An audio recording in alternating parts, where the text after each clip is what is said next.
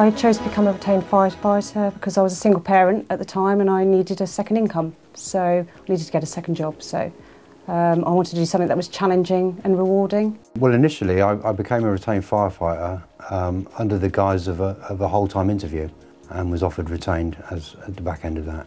I was involved in emergency planning for the council, and our contact with Hampshire County Council was a former fireman.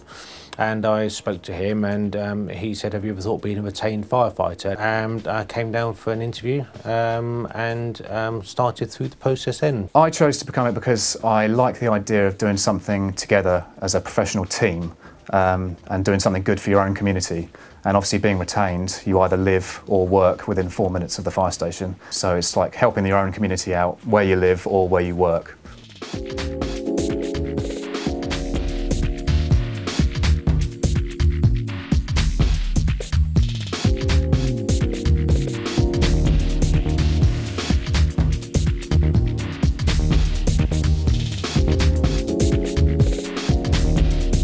Having retained firefighters gives the fire service the flexibility to not have resources not being used all the time, but when they need it, they've got a fully trained workforce available just at literally the push of the button. I think the strength of retained firefighters over many other perhaps emergency services where you can volunteer is that a firefighter is a firefighter. So a retained firefighter gets sent to the same incidents as whole time.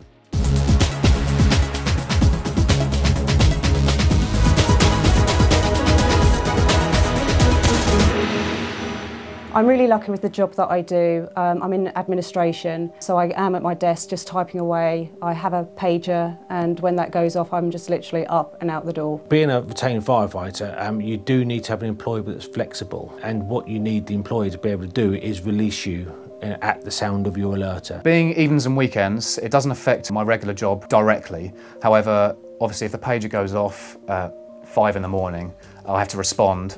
And I'm supposed to be back at work in my normal job at 6 o'clock. When I've got some opportunity, when I'm on the fire call, to try and let my boss know that I'm not coming in, I'll try that. And they're normally very respectful of what I do. And I'm able to then go back to work when I can and when the fire call's finished.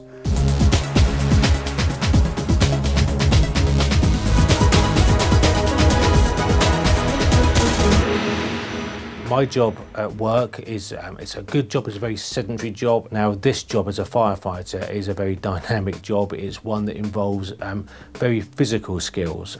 And for me, that's what brings the excitement. You get to drive around the big red fire engine, obviously, which is a bonus. So you get your HGV licence. I've learned first aid and trauma care, which would obviously be very handy to my employers. I'm able to do risk assessments for the Royal Mail. I'm also a fire warden at work. Some of the situations I've been put in at times where I've perhaps been in charge of crews and the management side of things and sort of dealing with the public, all of that, you know, does give you just a fullness, just a different range of experience to what you get from just doing the one job. I work for Rushmore Borough Council and we are really into our community and trying to make a difference.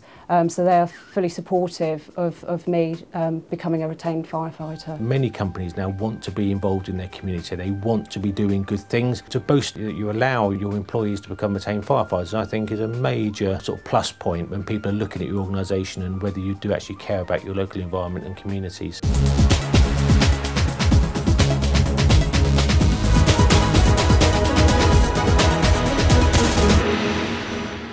You need to be prepared to come down for drill night every single week. You need to attend training courses on a regular basis. When I joined, I had 6 weeks here at my station to kind of get to grips with things, and then you have to be able to pass the psychometric tests, pass the physical tests. Yeah, you'd need to keep your fitness levels up, and being a girl as well, you need to work harder because all the equipment is pretty heavy. So yeah, you need to just dig in deep and you'll get there. And the biggest single commitment is that if you're on call and you're carrying an alerter, and if that alerter goes off, you will get to the station in 4 minutes.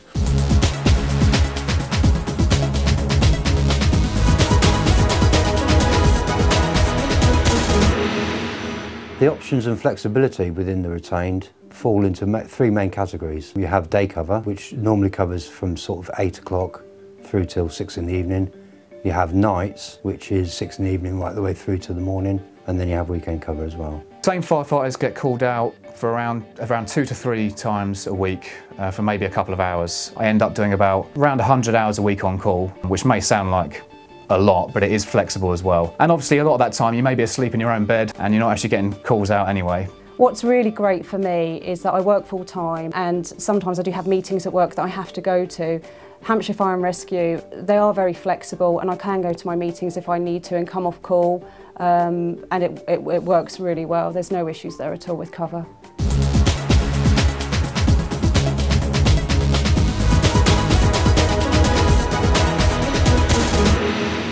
The best thing about being retained is I live and work in my local community, and actually going out there and making a difference to people's life really is important to me. The enjoyment of being able to work with some of your best friends in a very unique kind of professional group, being together in the fire engine, helping people. That's what it's about, really. The absolutely best thing about being a retained firefighter is you can be sat at work and suddenly that alerter goes off and you jump out of your seat and you just don't know on any given day what's going to happen, and that is just really exciting. The best thing about being a retained firefighter for me is being able to tell people that I'm in a job that I enjoy doing and that I'm proud to do. These guys that I work with aren't just my colleagues, they will also become my friends, and it's really enjoyable. It is a good laugh as well as very sort of professional, and I really enjoy it.